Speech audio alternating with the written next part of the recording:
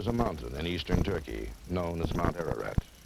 It's a beautiful mountain, towering 17,000 feet above the Turkish frontier. It is also the mountain believed by many to hold one of mankind's greatest mysteries.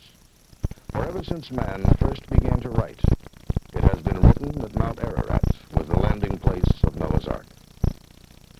The motion picture you are about to see will attempt to unravel this 5,000-year-old mystery. We'll try to determine if the story of Noah is true, and if the Ark, in fact, does rest on the slopes of Mount Ararat. In our search, we will examine the historical accuracy of the Bible. We will experience the story of Noah. We will investigate the possibilities of a worldwide flood. We will relive the many adventures of the expeditions that have scaled Mount Ararat looking for the Ark. And we will take part in a number of startling new discoveries. This may be the most incredible film you will ever see, but the facts that will be presented are true.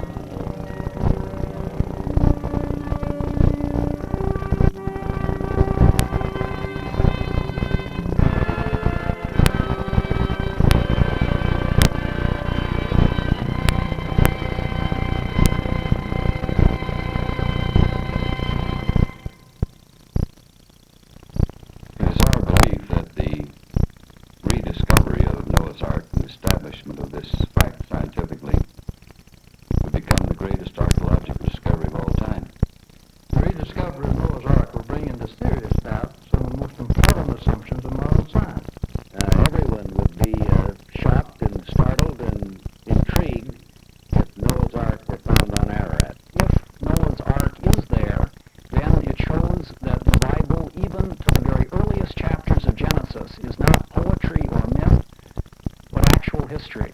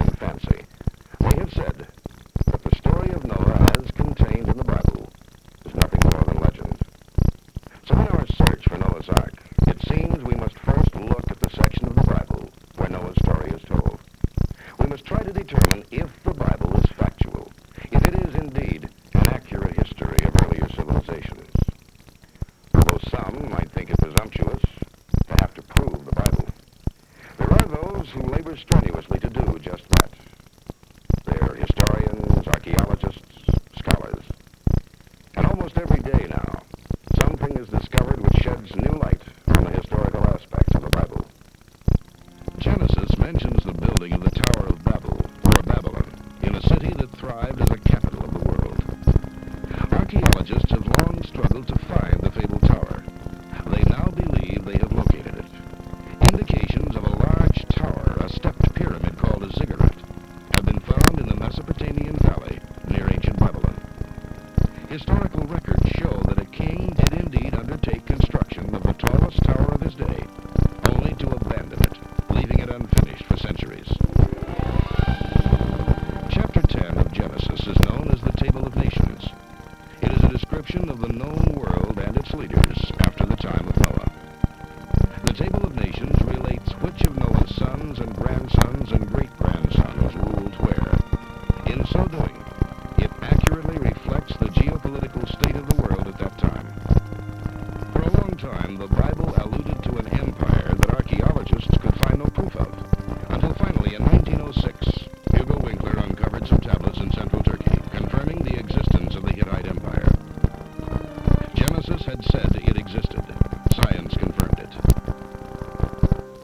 The bulk of Genesis concerns the story of Abraham, the patriarch of the Jews. Abraham is said to have been born about 2000 BC in the city of Ur in Sumeria. Abraham passed out of Ur into Canaan.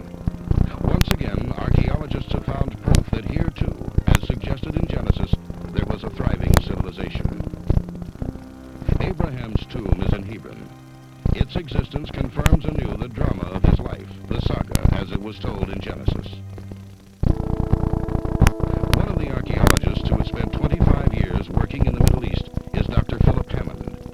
We asked Dr. Hammond what he could tell us about the historical accuracy of the Bible.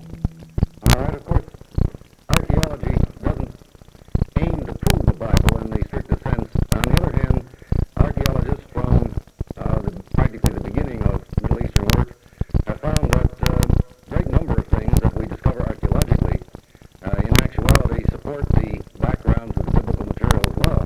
At Hebron, where we were digging some years ago, for example, we found that the site had been occupied for a very long period, and as we approached the biblical period proper, we discovered the main walls which tied in very nicely with the biblical dating in a broad sense. A number of other sites, of course, have produced similar kinds of materials. We find at Jericho that the biblical materials tell us that the site was unoccupied for a certain period of time. It was taboo, and then reoccupied in the Iron Age, and we found that to be so at that particular point. So that very often the archaeological support for biblical stories, biblical backgrounds, is extremely strong.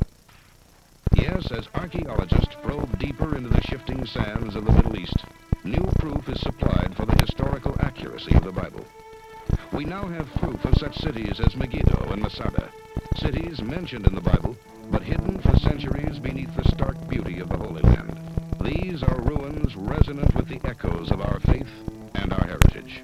Genesis, then, is a remarkable historical document, and it is in Genesis that we find the story of Noah.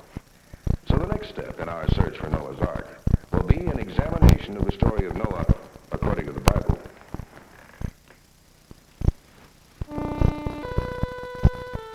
The story begins with God's dissatisfaction with the world he had created.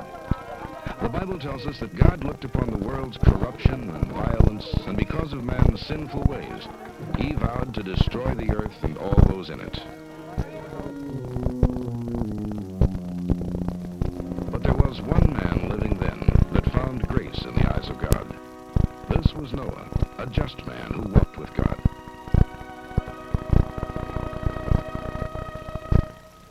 Noah, his wife, his 3 sons, and their wives lived in the land of Shedipak, a part of the Middle East now known as Iraq. We know very little about Noah. All we do know is from the book of Genesis. We are told that he and his sons, Shem, Ham, and Japheth, were men of faith, and that they resisted all the sinfulness and corruption of their day. And while others indulged in wickedness, God spoke to Noah. God told Noah to build an ark of gopher wood, to prepare it as a home not only for his family, but for a male and female of every walking and flying creature on earth.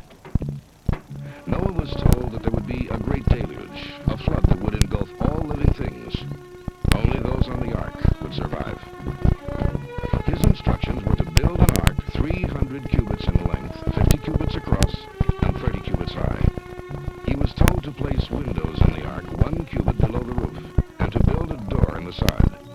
The ark was to have 3 levels, and the wood was to be coated with pitch.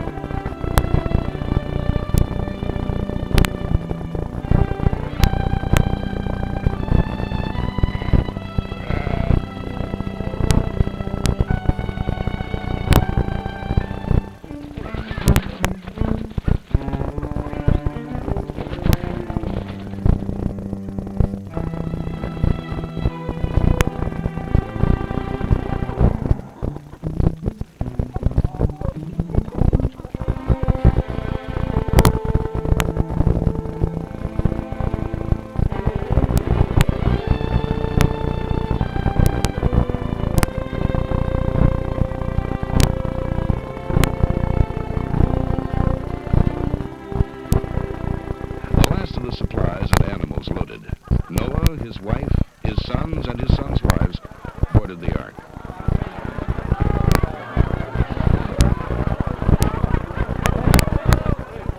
But there was still no sign of rain, and the townspeople mocked Noah.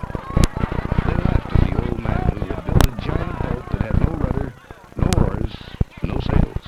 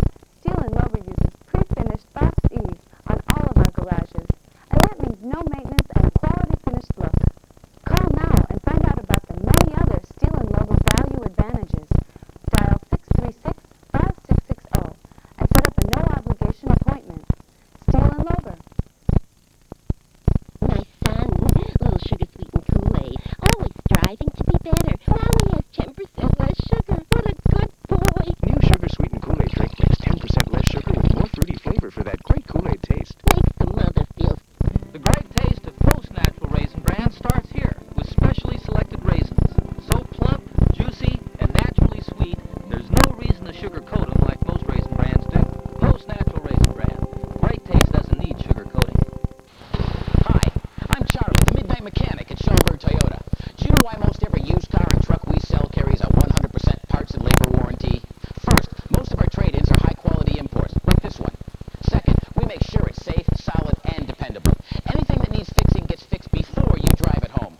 And I'm here every weeknight until midnight to make sure you get the service you need. You won't beat the quality, and you can't beat the price on a used car at Schaumburg Toyota, 875 West Gulf Road in Schaumburg. Just tell them Charlie sent you. Today in music history, brought to you by Ultra Pampers, the diapers with a lockaway core. Even when they're wet, they're dry. Little did Buddy Holly know that after this rare performance on The Ed Sullivan Show, he would change the direction of rock and roll forever. Remembering a true rock and roll hero on the anniversary of his birth, Buddy Holly was born today, September 7th, 1936. I don't think it's anybody's word about what's best for my baby, but I heard clinical research proved Ultra Pampers was better at keeping skin dry than any thick diaper tested. And since I'm also a pediatric nurse practitioner, I know that one of our association feels that Ultra Pampers is important for maintaining healthy baby skin. So they've put their seal of acceptance right here. I'm not going to tell you what diaper to put on your baby, but as a mother, I'm sure going to put Ultra Pampers on mine. We all have our beauty secrets. Mine? It's not this here. It's a diet soft drink. I don't mean Diet Pepsi or Diet Coke. It's Crystal Light. Perfect after exercise, or even just thinking about exercise.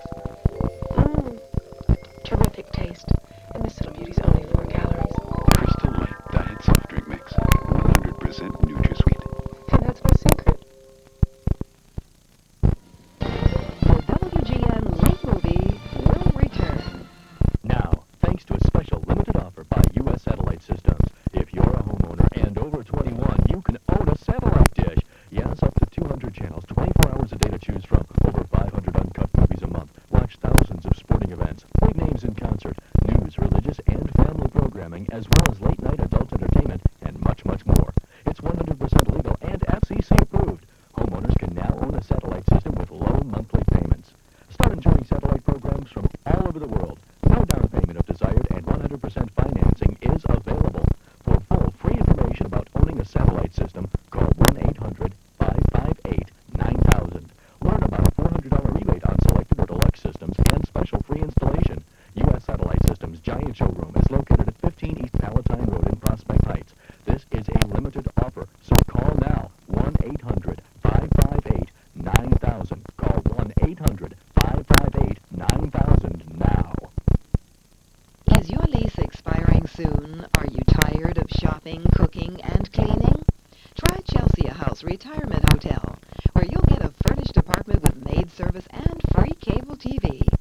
3 good meals daily served in their dining room, and you'll have more time for socializing, entertainment, or sitting in the beautiful garden. Move in now and get free cable TV. Call 561-3000. That's 561-3000 now. Let's face it, 40 isn't fatal. I feel I'm the best I've ever been. The one reason is Ultress from Clairol, the only permanent hair color with a gel color. Ultress colors are special too. The Ultress blondes are gentle, not brassy. Beautiful browns, deep ebony. Only Ultress has extra conditioner. Hair feels soft,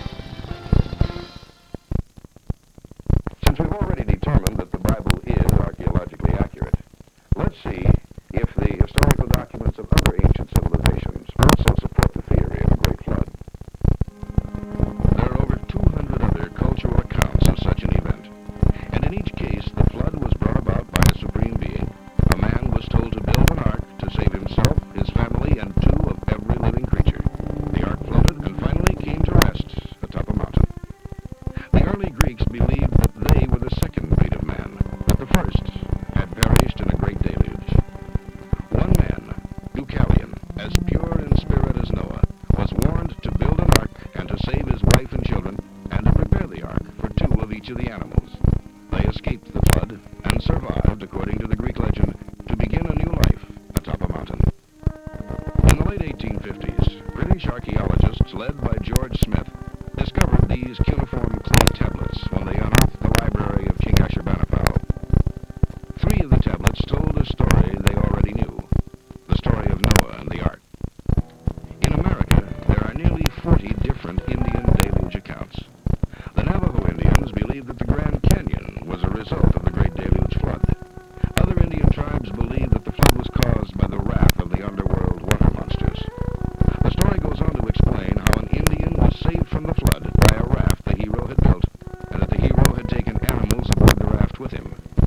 The raft came to rest on a mountain peak after the floodwaters receded. The Indians believed all of the various flood accounts long before being exposed to Europeans and their Christian concept of the flood. The fact that there was a great flood, and the man who survived it, is recorded history. But whether Noah and his live cargo survived the flood as passengers aboard an ark has yet to be proven. Archaeologists agree that if the ark did navigate the waters of the deluge, its existence can be proven by finding some ancient artifact from it. A piece of the so-called gopher wood of which it was built, a pot or a tool, something to prove that Noah and his family existed and indeed dwelled aboard such a vessel. But to find such proof, one must know where to look. One must know where the ark came to rest when the waters receded. One must locate the mountains of Ararat, referred to in the book of Genesis. Here in eastern Turkey, because of local legends, this beautiful primitive mountain is called the Mountain of Evil by the Kurds, the Mountain of Pain by the Turks, and the Mother of the World by the Armenians. We know it as Ararat, the landing place of Noah and his ark. Located on the border separating Turkey from the Soviet Union, both history and local legends support the Bible story that the ark landed here, on Mount Ararat.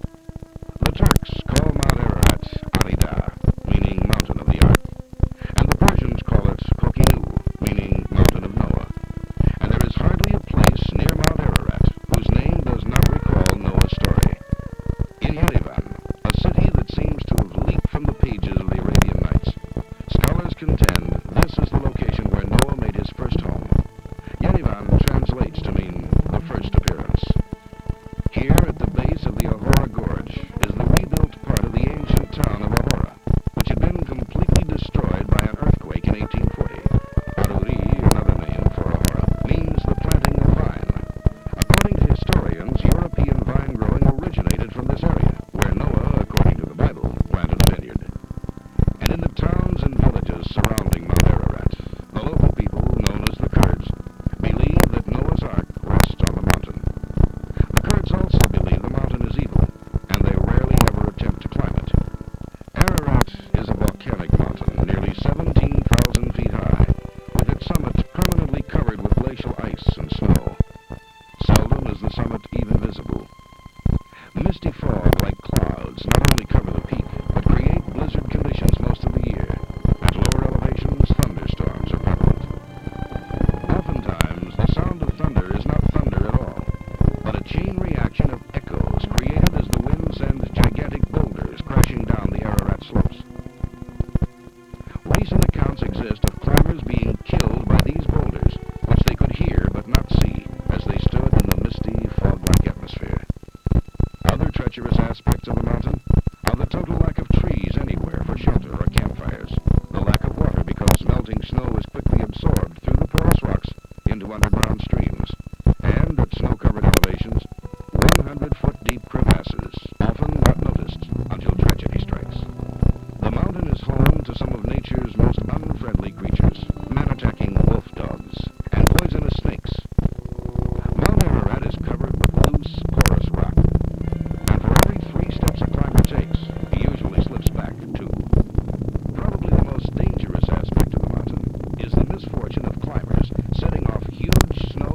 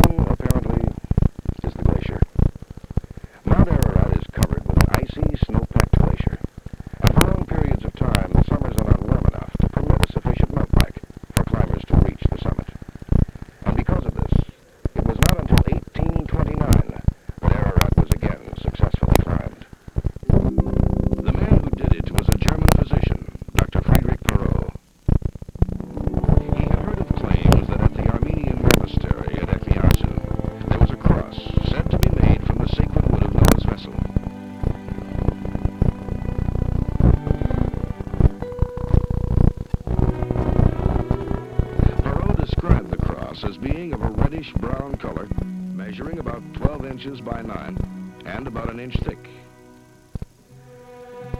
After seeing the cross, he journeyed up Ararat to the 7,000-foot level. There he visited the St. Jacob Monastery. It was said that here were ancient Noahian relics and manuscripts.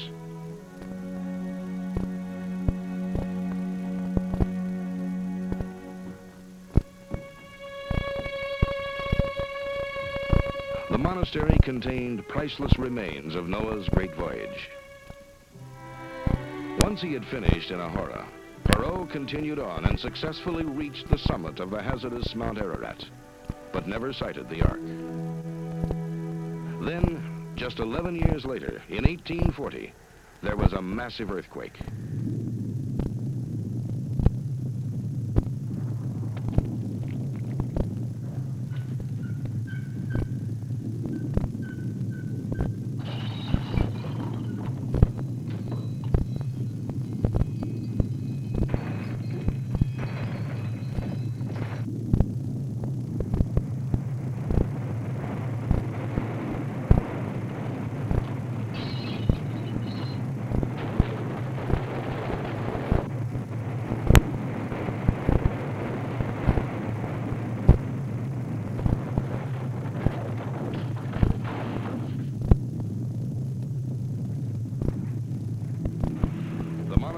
Like the 2,000 villagers of Ahura, were covered with debris during the destruction in June 1840.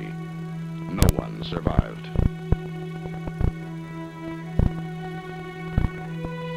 Immediately after the earthquake, which caused death and destruction to all villages surrounding Ararat, Turkish authorities sent several teams of workers up the mountain to build protective barriers against avalanches.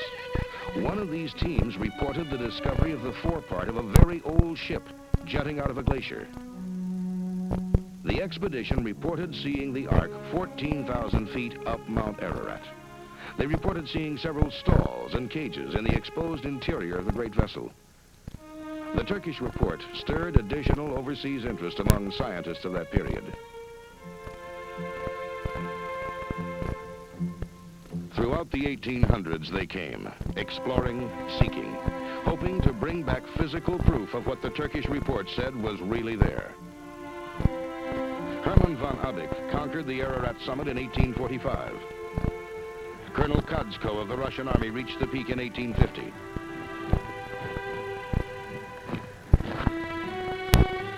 And Englishman Major Robert Stewart made it in 1845. All of them encountering the freezing temperatures and suffering the effects of strenuous labor at high altitudes, battling blizzards and avalanches in the high, thin air. All of them encountered the superstitions of the local mountain people, the Kurds. Sometimes renegades among the Kurds preyed on the mountain parties, pillaging their camp, even murdering an occasional climber. What I have?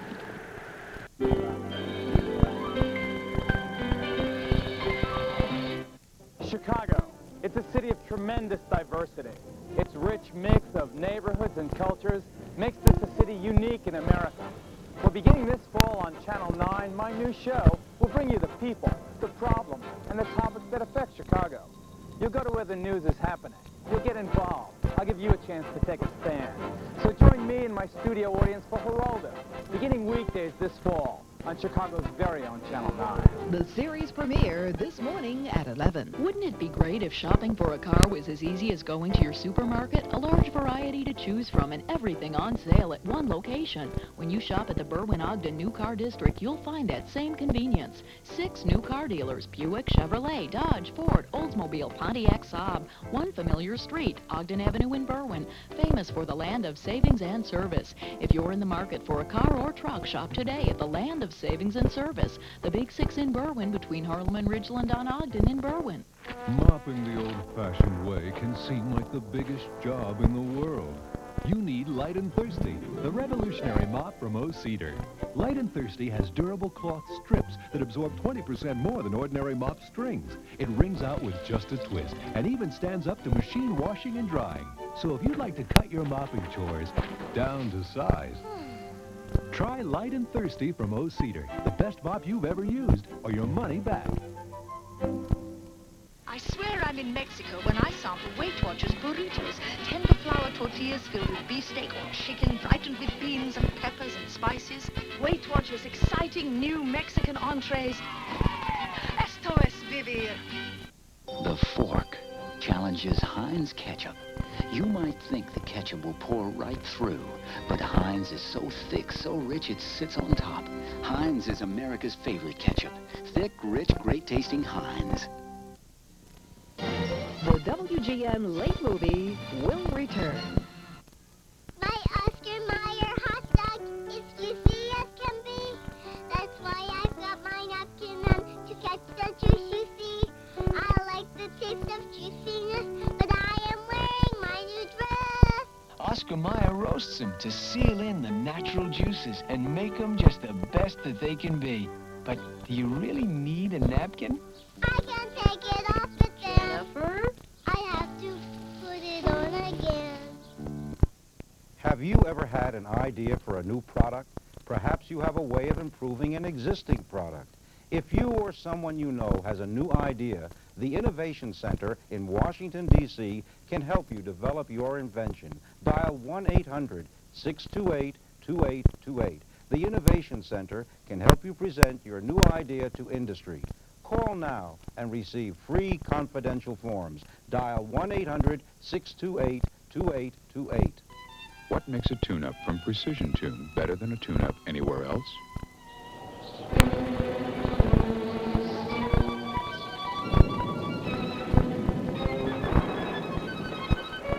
Precision Tune fully guarantees every tune-up to last for a full year or 12,000 miles.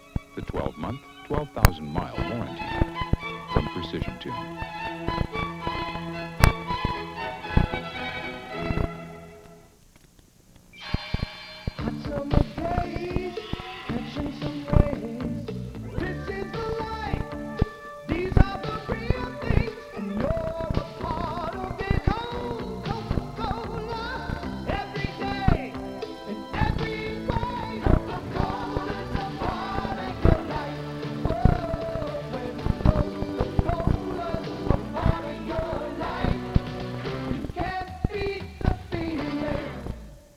We now return to In Search of Noah's Ark.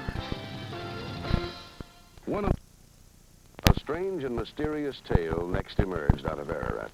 A tale only pieced together some 70 years later.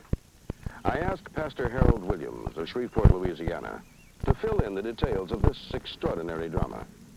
Pastor, when and where and how did you meet Haji Yerim? It was the year 1915. I found old Haji Yerim in a pool of blood in his bed. Being in medical work, I took care of him until he recovered and then took him to our home at Pacific Union College, where we cared for him and he lived with us for several months. Near the close of that time, he told me the story of three atheists who came wanting to find Noah's Ark, but they pretended to be Christians. Well, they told such a nice story and seemed so sincere that finally they were believed, and they hired Haji Yerim's father as guide and Haji as assistant. So they took them up to the Ark. When they got inside the Ark, these three atheists revealed their true identity. They had claimed to be earnest Christians. Instead of that, they were atheists, hoping to prove there was no Ark up there. Well, they were so enraged that they took their hand axes first and started chopping, but they couldn't cut that wood. It was nearly as hard as rock. Then they started to kill these two men, their guides. Then the younger one of the three said, "Stop. How will we ever find our way back again?" So they cut themselves and exchanged blood and took a blood oath that if any one of the three ever revealed the truth, the other two would kill them. Then they told their guides that if they ever told anything about what had happened, that they would kill them, that they would keep tabs on them the rest of their days. I understand, sir, that sometime later there was an Englishman who said that he'd been one of the people there. Yes. Then That was when we were living in Brockton, Massachusetts, and I was teaching in the high schools. One morning, Mrs. Williams brought me a newspaper, and as I looked at it, I caught a little note down at the bottom of the page, and here it told about an Englishman who, on his deathbed, said he had to clear his conscience. And here he told the same story that Haji had told me several years before. At that time, had you published Haji Yeram's story? No, I had not. Then there was no way the Englishman could have learned it. Absolutely no way. In 1876, a prestigious British statesman, jurist, and author, Sir James Bryce, made a dramatic and first time ever solo ascent of the mountain, and returned with a piece of evidence that seemingly should have shocked the scientific world into action. Braving the hostile environment of Ararat, Sir James uncovered and brought back to London a 4-foot-long, 5-inch thick piece of partially petrified, hand-tool timber. He found the wood at 14,000 feet, where no trees had ever grown. And although newspaper headlines hailed the event, scientists scoffed at it. His discovery came when the theory of evolution was gaining in popularity, and most scientists of the time just chose not to believe him. Similar treatment was accorded a report issued by a Turkish commission in 1883. The commission, investigating avalanches on Mount Ararat, reported that they had seen Noah's Ark. Their report stated that they came upon a gigantic structure of very dark wood protruding from a glacier. It was in a good state of preservation. The Turkish government, irked by the disparaging treatment accorded this report by the world's newspapers and scientific leaders, did not follow up the discovery with another expedition.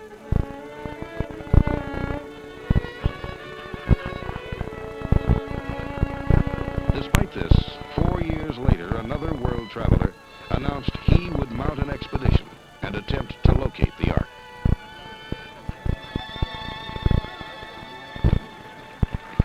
Thank you.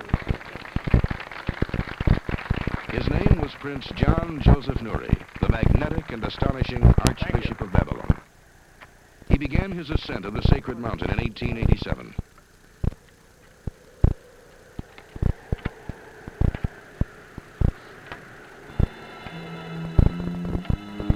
On April 25th of that year, the prince realized his dream. He saw Noah's Ark.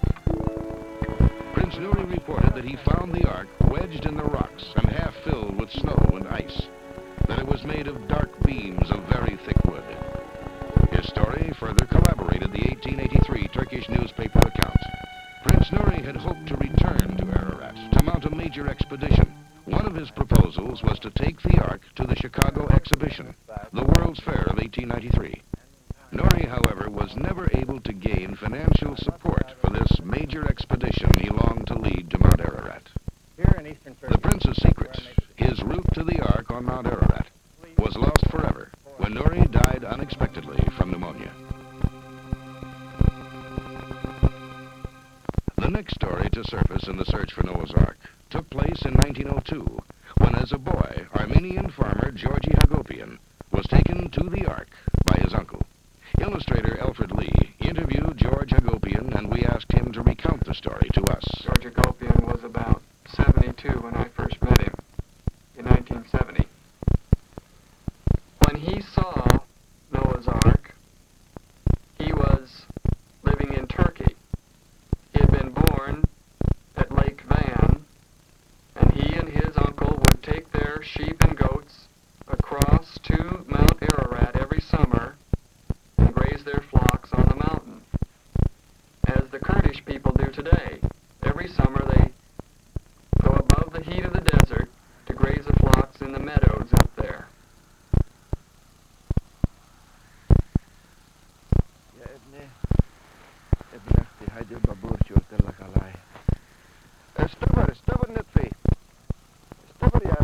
When they got to the Ark, George's uncle dropped his pack, and together they began to haul stones to the side of the ship. Within a short time, they had stacked a pile of rocks against the side of the Ark.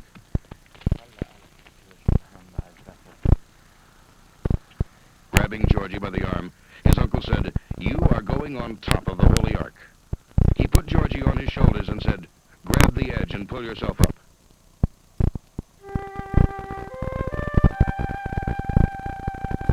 Georgie stood up straight on the roof and looked all over the ship. It was long. The height was almost 40 feet. There was a big black hole in the roof. He peeked into the blackness of the hole but saw nothing.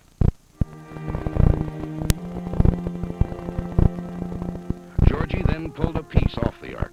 It was made of wood. The grain was visible. He didn't see any nails. It seemed the whole ship was petrified wood. He remembered the roof was flat, with the exception of a narrow raised section running all the way from the bow to the stern, with many holes in it. His uncle told him these were holes for air. Georgie told him he was afraid, so his uncle let him come down.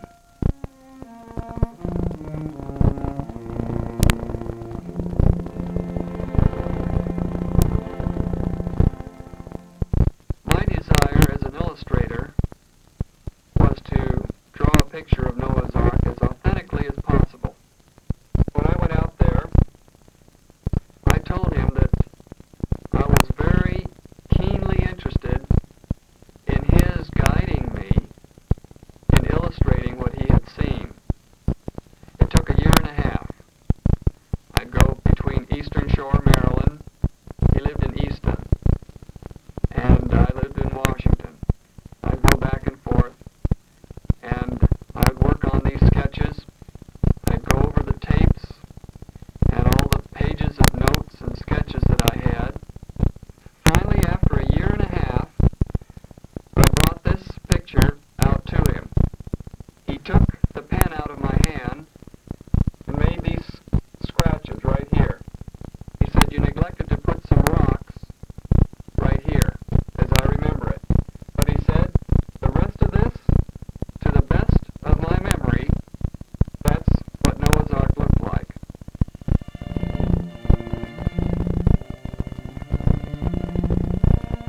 This drawing by Lee was inspired by George's description and measurements of the ark. It is perhaps a definitive portrait of the vessel God asked Noah to build.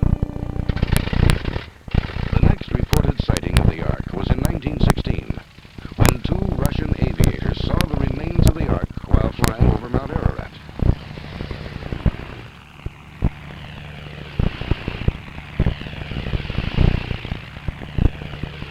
They spotted the ark near a glacial pond and described it as a strange-looking vessel whose top was rounded over with a flat catwalk about 5 feet wide down the center of it. A report was sent to the Tsar, and on his orders, 2 special companies of soldiers were sent to the mountain. 2 weeks of hard labor were needed to reach the site.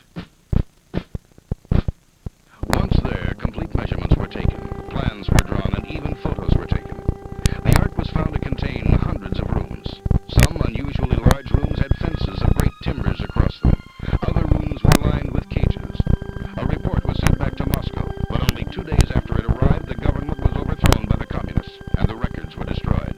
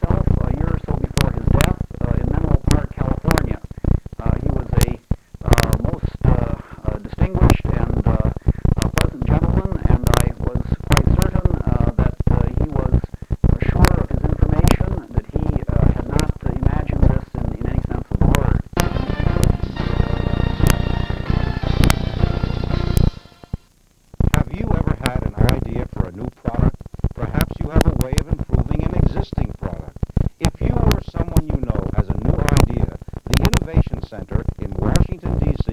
can help you develop your invention. Dial 1-800-628-2828. The Innovation Center can help you present your new idea to industry.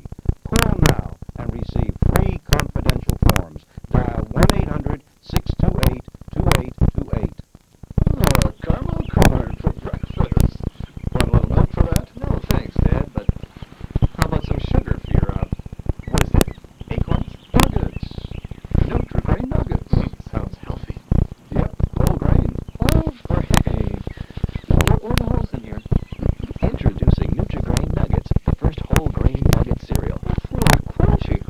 Whole grain's not half bad. Kellogg's Nutri-Grain Nuggets. Finally, a whole grain nugget.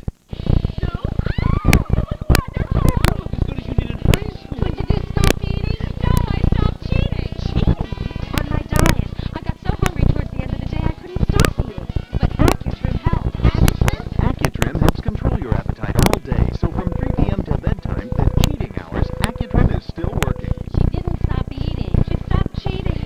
Accutrim 16-hour. Also, late day and maximum strength. Helps you beat the cheating hours. New Clothesline Fresh Tide. Once you use it, it's like giving your whole wash a breath of fresh air. Clothesline Fresh, right from the dryer. New Clothesline Fresh Tide brings outside fresh inside.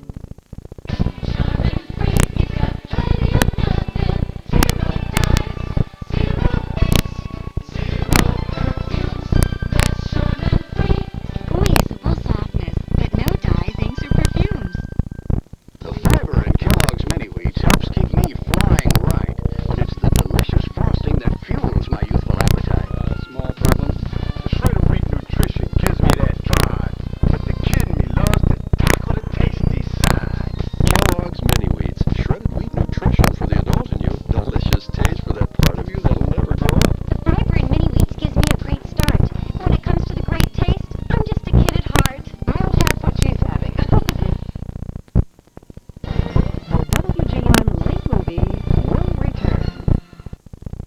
Where can you see hundreds of styles and colors of floor and ceramic tile on display and be assured that everything you see is in stock? Tile Outlet, where you'll save on easy-to-install products that will beautify and improve your home or office. For a limited time, get radial rubber commercial floor tile, normally $5 per square foot, now priced at just $1 per square foot at Tile Outlet, 2444 West Fullerton in Chicago, just 3 blocks west of the Kennedy Expressway. I remember when staining wood was one big mussy headache. One coat was never enough. But with Color Trip, it's different. Thick and color rich, not thin and watery. Twice as much pigment as other stains. Real pigment, too. Best of all, it's easy to use. Why, just one coat gives you perfect results. Why, I say it, when you buy Color Trip, you're buying top quality.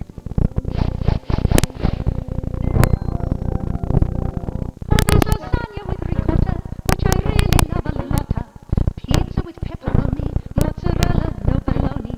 Weight Watchers has 23 entrees, 23 including chicken sweet and sour, salmon fried or cacciatore, spaghetti, ravioli, and ziti macaroni. There's filet or fish or gratin. Oh, now what have I forgotten?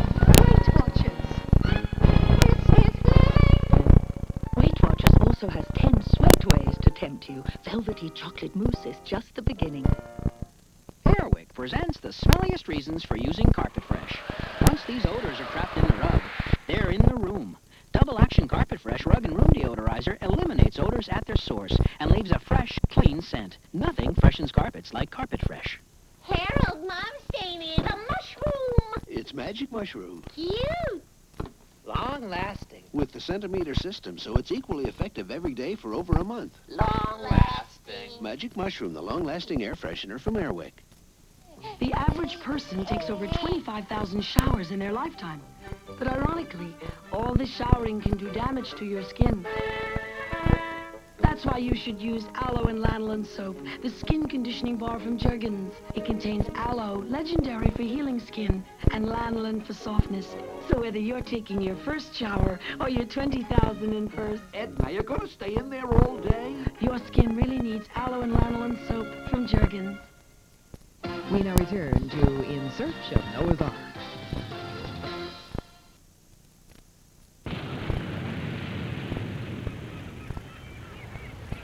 The story of the Russian expedition served as confirmation of the George Hagopian sighting in 1902. Based on information gathered from these sightings, our next step in the search for Noah's Ark took us to Southern California. This is a marine laboratory set up to study the oceans and the ships that sail on them. We've come here to see if these scientists can tell us anything about the possible seaworthiness and navigability of Noah's Ark. But before we can do that, we must know the design and the approximate size of the Ark. This drawing, as you know, was made by Fred Lee after extensive interviews with George Hagopian. But throughout the ages, artists and historians have had different concepts of the Ark. Prismatic rhomboids, pregnant sampans, or simple great-hulled vessels. However they conceived the Ark, they knew the Ark must be large enough to hold 2 of all the animals of the world and be stable enough to sustain the violent seas of the Great Flood.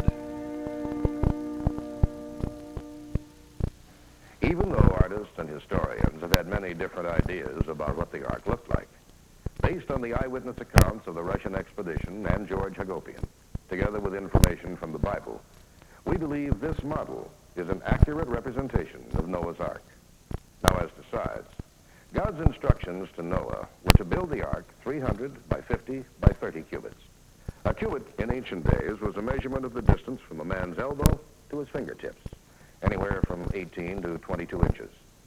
Using the smaller measurement, 18 inches, we can estimate that the Ark Noah built would have been 450 feet long, 75 feet wide, and 45 feet high.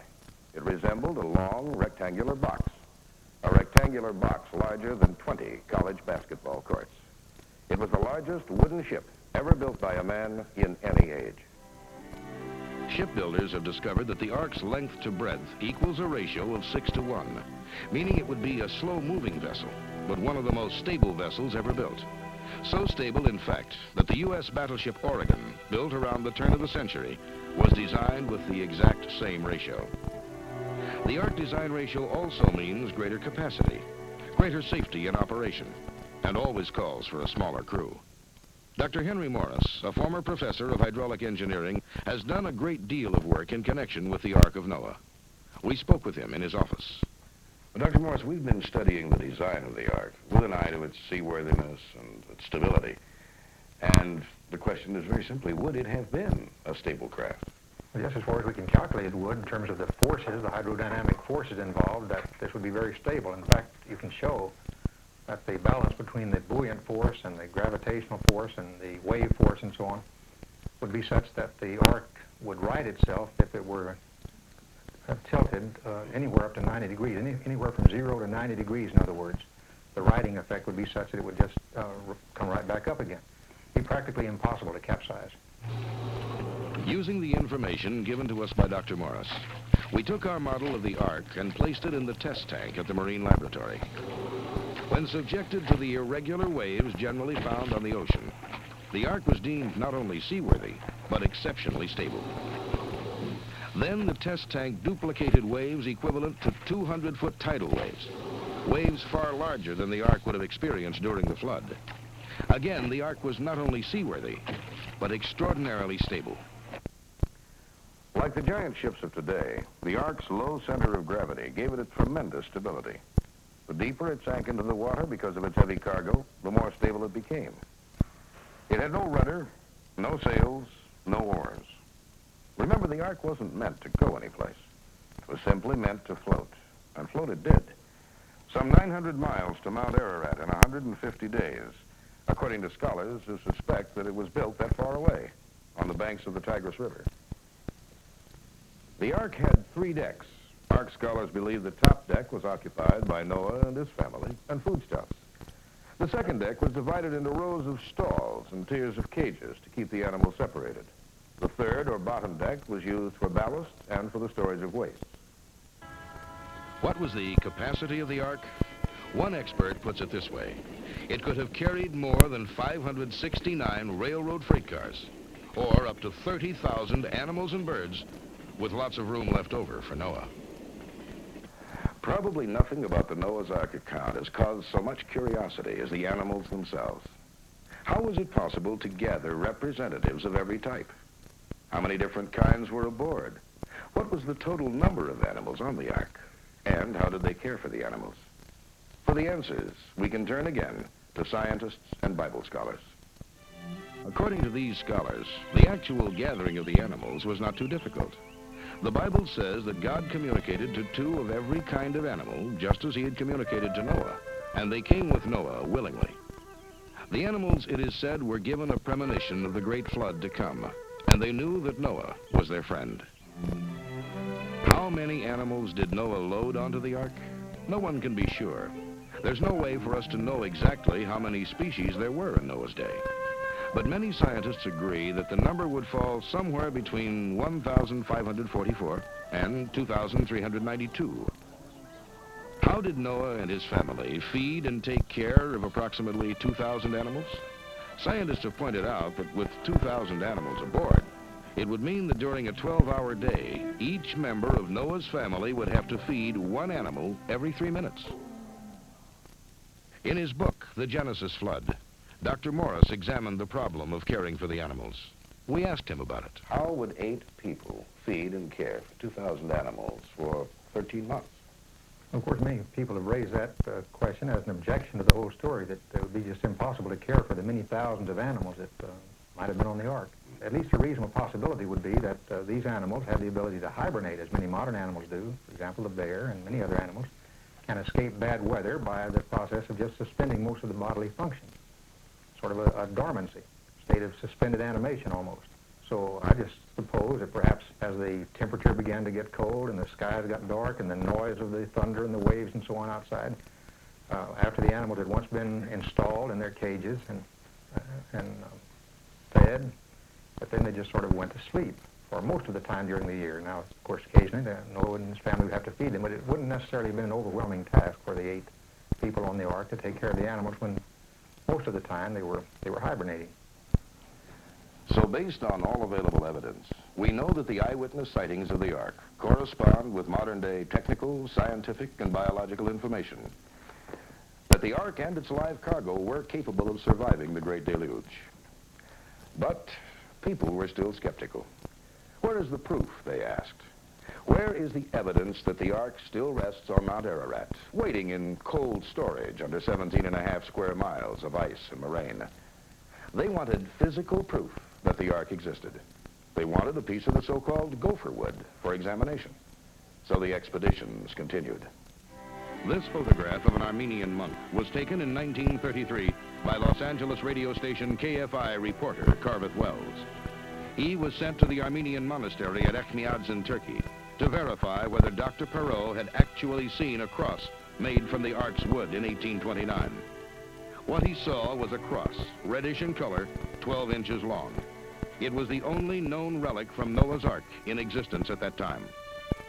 In 1938, world-famous newspaperman and chronicler of the bizarre, Robert Ripley, joined the search for artifacts from Noah's Ark.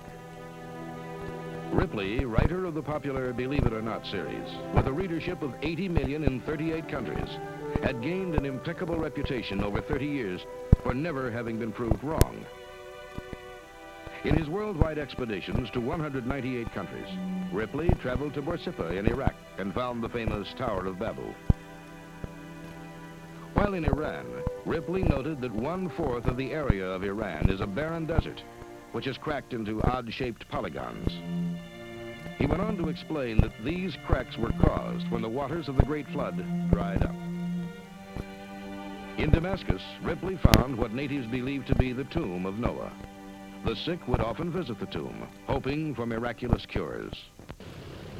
Later, during World War II, American flyers flew hundreds of flights over Mount Ararat, taking off from the Allied bases in Tunisia and going to Russia in a major attempt to keep the Red Army supplied. Several times during those years, reports surfaced saying that airmen had seen the Ark locked in the glacial mass below. One of these sightings was reported in a 1943 edition of the U.S. Army paper Stars and Stripes. Australian and Russian flyers also reportedly saw the great vessel, partially obscured, covered with ice and snow. After World War II, many Russian flights continued over Mount Ararat. Errol Cummings, Ark scholar, met Dr. Donald Liebman, a man who had first-hand knowledge of these Russian flights. Well, Dr. Liebman and his wife came to our residence in Farmington, New Mexico. In Dr. Liebman's interviews with us, he strongly emphasized the fact that the squadron leader indicated they had had an expedition year after year from the year 1937 through 1947. And then again, another expedition in 1948. No question about it, as far as he was concerned. And in addition to that, of course, we know that they had an expedition in 1915 and 1916, a large expedition, and another expedition in 1918. So this makes, as far as we're concerned, 13 expeditions that the Russians have had to the Ark of Noah. He gave us quite an accurate account of his experience. He had met the officer of the USSR Air Force who had done the flying over a period of years from 1937 to 1947, 10 expeditions. And then he was shown, when Dr. Liebman met this man in Hamburg in 1947, he was shown 3 of the photos taken. And he had drawn a sketch for us of one of the photos that was presented to him by the platoon leader from the Russian USS Air Force. And this is that sketch. It shows the Ark at about 14,000 feet, more or less, with the prow of the ship showing about 80 feet of the prow showing, and the prow apparently is in a small cirque or small body of water, seated on a cliff. And incidentally, this sketch corresponds with many other stories that we have. This is the interesting thing, so that we feel that there's authenticity to all that Dr. Liebman had to say and to the story of the Russian flyers. In 1952, an American pipeline engineer working in the Middle East similarly saw a portion of the Ark exposed on the face of Mount Ararat. George Jefferson Green was on a reconnaissance mission looking for oil sites, traveling in a helicopter when he saw the great ship protruding from the rocks with only one side exposed. Reaching for his camera, Green directed the helicopter pilot to maneuver the craft as close as possible to the huge structure below. Closer and closer they edged, while the excited engineer recorded his discovery on film. Sideways, head-on, from closer than 100 feet away, the shutter clicked while the sun was beginning to lower in the western sky. Green took what turned out to be 6 extraordinary photographs, or so his friends say. For Green, who transferred to a mining operation in British Guyana, was murdered. All of his belongings, including the valuable photographs, disappeared.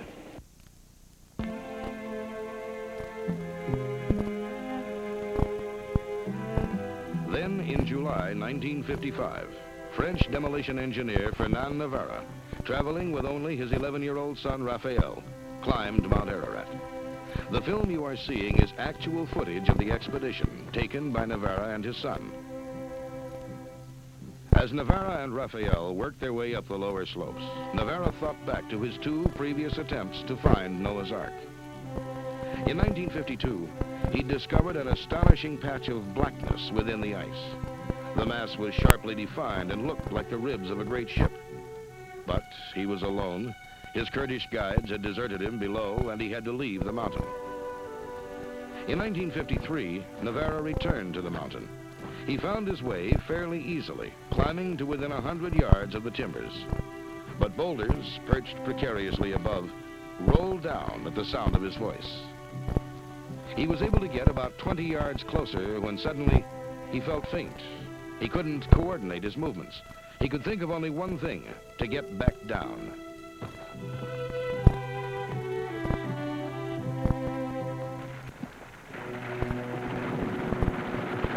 But the 2 previous failures were behind him.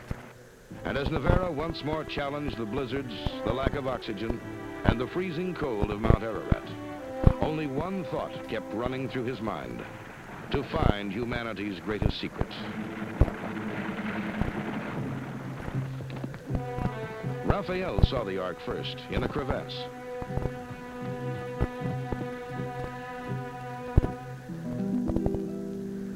Navarra gave his son the camera and began to lower himself into the 30-foot deep crevasse where the Ark lay buried under ice. The crevasse in the ice opened into a gently sloping terrace, where Navarra caught a glimpse of dark, tangled forms. It must be the Ark, he thought.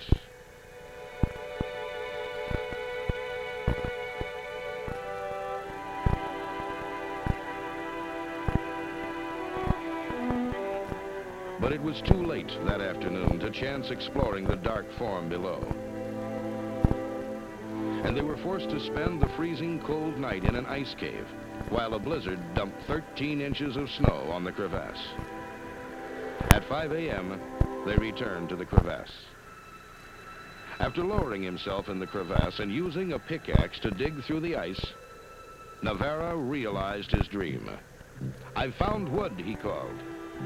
He cut off a piece of the wood and pulled it up from the crevasse. Excitedly, Raphael filmed the event. They were both so happy they could have fainted with joy.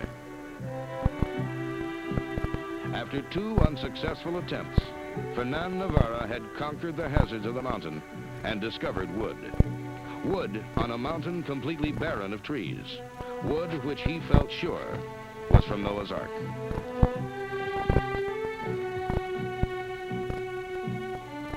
Later that day, Navarra had to cut the wood into pieces to bring it back, because the weight of it across his knapsack was liable to make him lose his balance on their descent.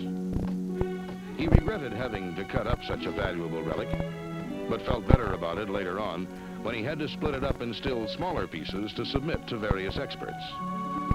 What Navarra had taken from the glacial vise of Mount Ararat at an elevation of about 14,000 feet was a 5-foot, hand-hewn and squared piece of timber. Yes, he had found wood, but was it a piece of the Ark? Ark scholars generally agree that the Great Flood occurred about 5,000 years ago. So if Navarra could test the wood's age and determine that it was in fact 5,000 years old, then he could be sure it was from the Ark. To test the wood, Navarra visited special laboratories in both the United States and Europe. One of the many experiments performed was to date the wood by means of carbon-14 testing. But after a number of carbon-14 tests had been performed, the dates obtained varied from 1,300 to 1,700 years, far short of the 5,000 years which had been so eagerly expected. Carbon-14 is an extremely popular testing procedure. However, its accuracy has come under some criticism recently. Dr. Melvin A. Cook, former professor of metallurgy at the University of Utah and a 1968 Nitro Nobel Gold Medal winner, explains. As far as this particular wood is concerned, I believe that one would have a considerable difficulty in dating it. First, the sample has undergone a lot of different environment, like the mountain is a volcanic mountain. It's been in glacial terrain and subject to ion exchange. It's partially fossilized, which means that it's changing its composition. We know that whenever a sample of this nature is involved in conditions like that, it shows anomalous dating. For instance, mollusk in water, salt water, living mollusk can show dates 3,000 years old, as though it had been dead 3,000 years. Bristlecone pine, subject to environments similar to this in which this wood has been taken, always dates by the radiocarbon method less than it really is. Just contamination of the sample would make it impossible really to date that by the radiocarbon method. If we can't rely on the accuracy of carbon-14 to test the Ark relic, what kind of tests can be used to accurately determine the age of Navarra's sample? Navarra was certainly faced with a problem. He not only needed to know the age of the wood, but other information, such as its geographic origin. Navarra selected a group of prestigious scientific institutions to determine what tests should be performed. The group consisted of the National Museum of Natural History in Paris, the National Center of Scientific Research in Madrid, the Center of Forestry Research and Analysis in France, the Department of Prehistoric Studies at the University of Bordeaux, and the world-famous Cairo Museum. The scientists chose 4 testing methods which could be easily cross-referenced, methods which had already been used to date such ancient wooden artifacts as King Tut's coffin, Egyptian canoes, and ancient wooden tools. The tests selected were the degree of lignite or coal formation, cell modification, gain in wood density, and the degree of fossilization. What did these impressive scientific centers learn about Fernan Navarro's sample? Well, the gain in wood density and degree of fossilization tests showed the sample to be around 5,000 years old. The other 2 tests produced an age of 4,484 years plus. In other words, the 4 tests agree. The wood is as old as the Ark itself. To find out more, we spoke to Richard Bliss, ad hoc professor for the University of Wisconsin system. I have in my hand a very unique piece of wood brought down from the mountains of Ararat by Ferdinand Navarro in his search for the Ark. And it comes from a Quercus oak tree that was probably 5 feet in diameter and 150 feet high. The interesting thing about this oak is that this is precisely the kind of tree that we would expect growing in the Mesopotamian valley where Noah built his ark. I have here several pieces of wood. This is a piece of yellow pine, which is a fairly soft wood, and this is our white oak or Quercus. I want to point some things out. First of all, you can see quite distinctively that the annual rings, the light-colored and the dark-colored rings, tell us something about the growing season. But notice this here, the tight structure of the cell structure of this piece of wood. There's something very interesting about this because the vessels in this wood are almost plugged with a fiber called Kairos fiber that makes this virtually waterproof. This is precisely the kind of thing that Noah would have had to use to build his ark. It is interesting to note that this piece of wood and this piece of wood are identical. And this is the wood that Ferdinand Navarro brought down from the mountains of Ararat. What do all these tests prove? Well, that the sample is old enough to fit the biblical flood account. That the wood grew exclusively in the area where Noah is believed to have built the ark. And that it was definitely a piece of wood hewn and waterproofed by a man. Now, this is where Fernan Navarro discovered his wood, at slightly under 14,000 feet up the northwest side of Mount Ararat. Although most Ark scholars agreed Navarro had found wood from the Ark in 1955, disagreement arose about the location of the Ark. Based on earlier eyewitness accounts, many people continued to believe that the Ark rested here, above the 15,000-foot level. So Ark scholars theorized that perhaps the Ark had been damaged in an earthquake, broken in 2, with the main part of the Ark continuing to rest here at 15,000 feet, and the broken remains found by Navarro scattered here. But they had to be sure. So the search for Noah's Ark continued.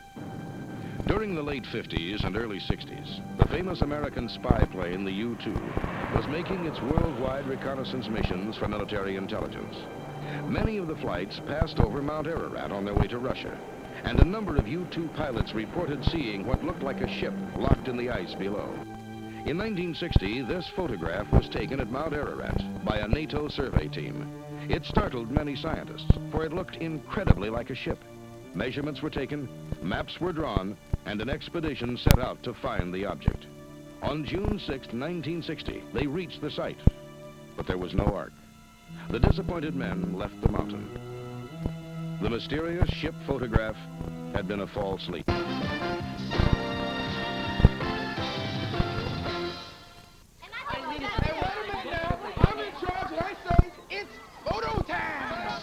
Smile, America. Do it before 8.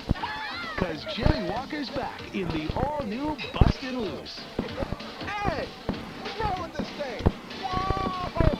The hit movie is now a hit TV show. What's going on in here? What do you have to say for yourself? Smile. Everybody's Bustin' Loose. Premieres Saturday, September 19th at 5 on Channel 9. Have you ever had an idea for a new product? Perhaps you have a way of improving an existing product. If you or someone you know has a new idea, the Innovation Center in Washington, D.C. can help you develop your invention. Dial 1-800-628-2828. The Innovation Center can help you present your new idea to industry. Call now and receive free confidential forms. Dial 1-800-628-2828.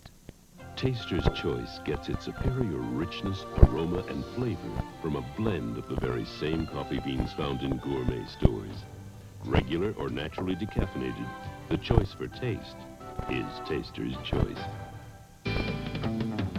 True Value Hardware, it's more than a name. Put an end to strong-arm tactics and let the Green Thumb Bypass Lopper do the big jobs for you. Long handles mean extra leverage, so its steel blade can slice through branches. Get the Green Thumb Lopper for just $6.99 as the August True Value of the month. Look for the banner at participating True Value hardware stores and home centers.